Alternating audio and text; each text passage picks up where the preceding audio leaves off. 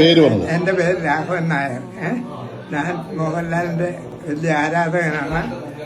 മോഹൻലാലിൻ്റെ സിനിമ ആറാം തമ്പുരാൻ 4-5 പ്രാവശ്യം ഞാൻ കണ്ടിട്ടുണ്ട്. എത്ര വയസ്സായി? എനിക്ക് 96 വയസ്സായി.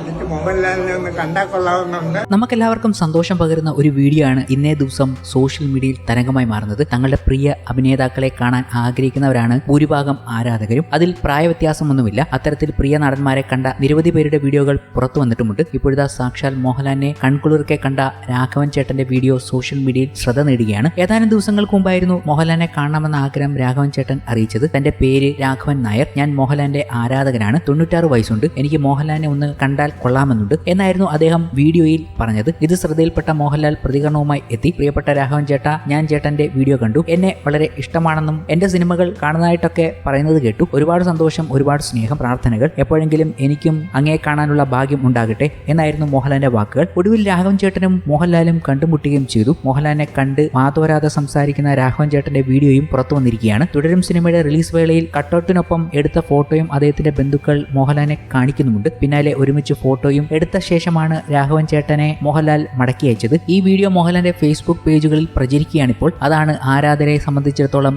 ഏറ്റവും സന്തോഷം നൽകുന്നതും അതുപോലെ തന്നെ പ്രേക്ഷകർ വലിയ സന്തോഷത്തിലുമാണ് ഈ ഒരു വീഡിയോ കണ്ടിട്ട്.